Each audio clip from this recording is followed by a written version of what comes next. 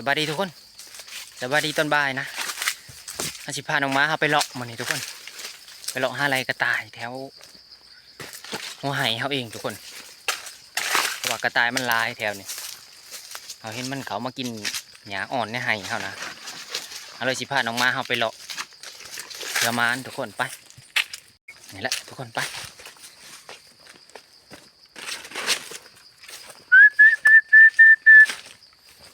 น้องม้าเข้าไปก่อนนะทุกคนว่ามันหลอกไปก่อนเลยขอยางไปนำกดมันน้องม้าเขาทุกคนติดกินยังดิไปสอกไปมีหน่อย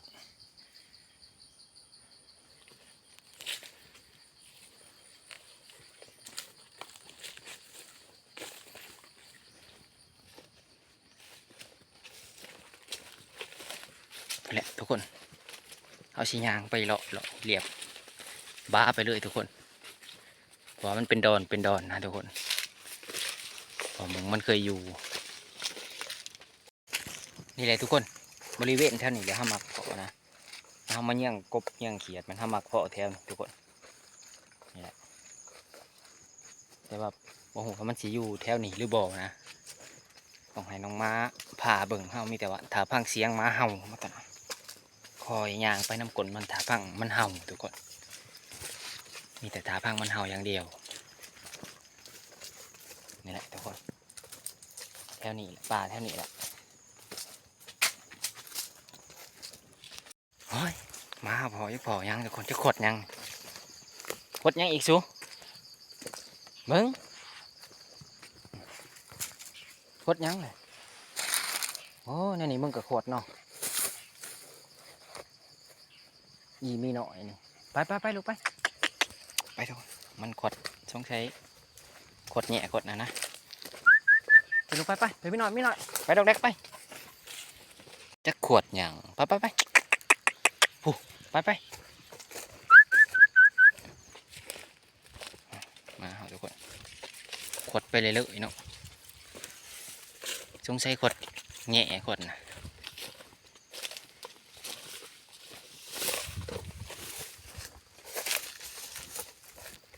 ไปอย่าขวดบึ้งขวดอีเลยเศร้าไปเลาะไล่ผู้ลูกไปขวดไปเลยทุกคนเห็นหูบ่ได้มาสุกสร้างเป็นใบหาศอกไล่กระต่ายผู้ชิขดให้ยังแง่ไปสีอยากแง่เนี่ย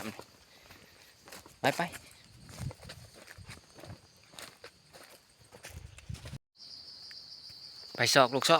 กโอ้ยน้องมานี่ได้บ่พอยังทุกคนห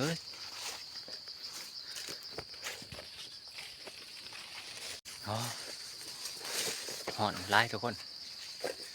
ยางมาบะไก่ยังบ่พอทุกคนเลาะไปอีกนะเลาะให้มันขำเลยเถื่อว่ามันมาเลยทุกคนเพราะว่าเขายังไม่ทันได้เลาะทัวเบิดเลาะไปเรื่อยๆนะแหละไปทุกคนขึ้นเทิง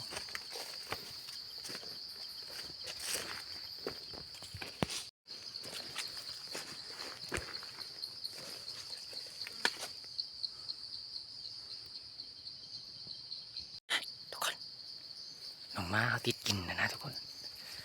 อยากติดกินนี่ยังทุกคนนี่อุ่มเรียกว่าเล่นหมดทุกคนแถวนี้ก็มีกันในทุกคนเล่นนะส่วนน้องม้าเขาจะเอากินได้หรือบ่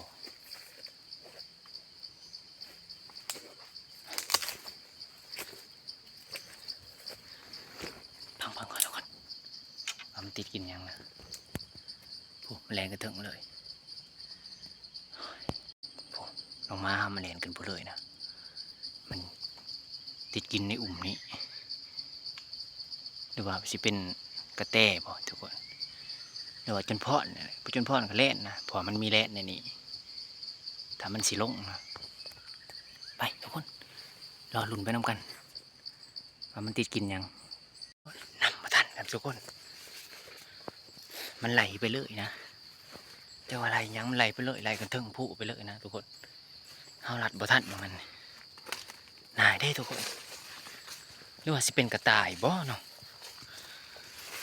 เสียดายเลยแล่นกันเทิงผู้นะเฮาแล่นลัดบ่ทัน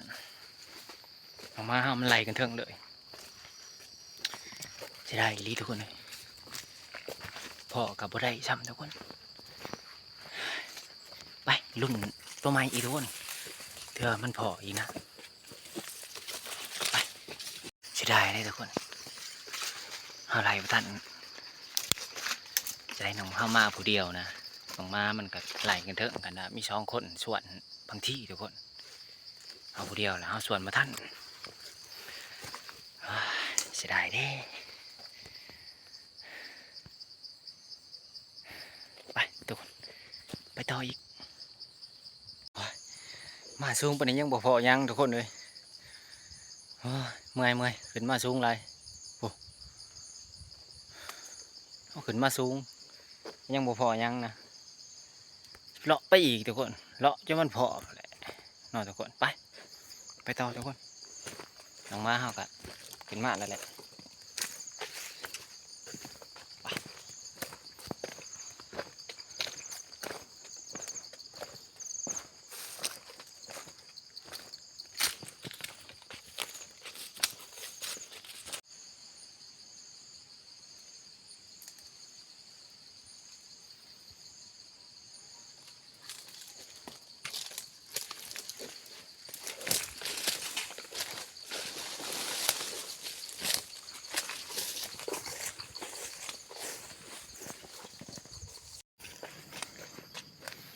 เบิ่งเลยทุกคนมีตั้งแต่ไม้จิกไม้หั่งเสาลาวอยู่ทุกคนผมแม่นหลายดีมีแต่ไม้จิกไม้หั่งในนี้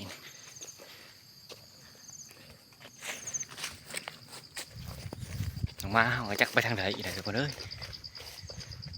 ไปบ่ได้ก็มิดจ่อยมีจ่อ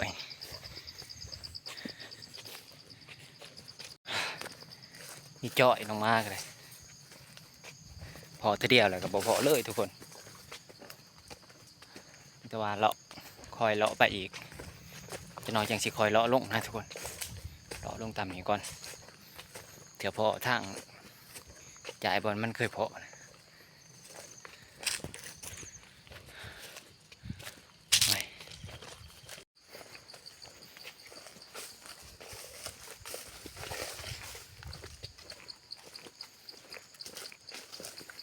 นี่แหละเลาะลงตามห้องน้ำด้วยนะ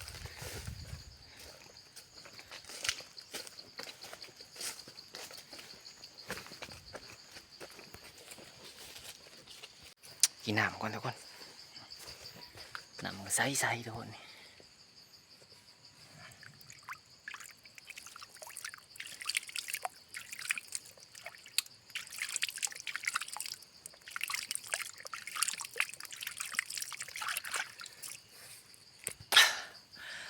มีแห้งได้ปะ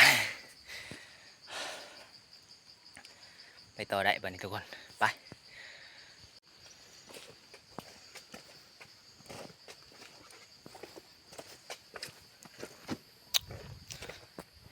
กินน้ำแล้วใครแน่ทุกคนเอ้ย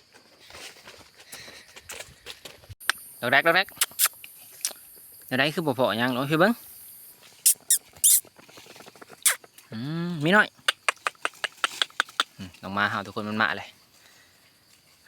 บ่พอยังทุกคนเลยแต่สิเลาะลงมือบ้านทุกคนเลาะลงมือคอยเลาะมาเลยตามจ่ายผู้นี่นะเลาะลงมาเลยตามจ่ายผู้นี่มันบ่พอเลยทุกคนเลยอีกอย่างกับมันมาไกลผู้ไปเลาะลงและเลาะเรียบจ่ายผู้มาเลยทุกคนเมื่อหอดให้เฮาพุ่นแหละเดี๋ยวพอน้ำทางนะไป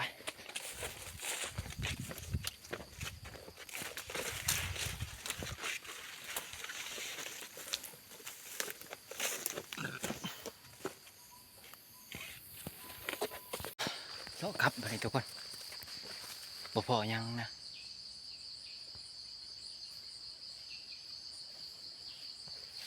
ไปไกลซื่อๆทุกคนเด้อบ่พอยัง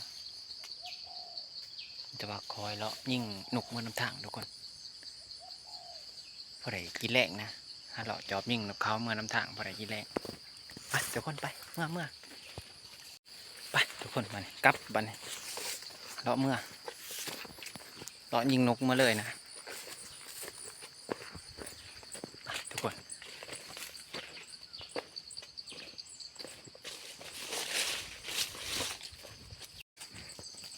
ไปลงมาเฮาก็ลงมาเลยก็กลับบัดโอ้ยประมาณทุกคนเลยพอได้แต่เพาะทุกคนประมาณเพาะแล้วก็ลัดบ่ได้นะทุกคนไปเมื่อทุกคนพอกันอยู่เที่ยงพอแหละ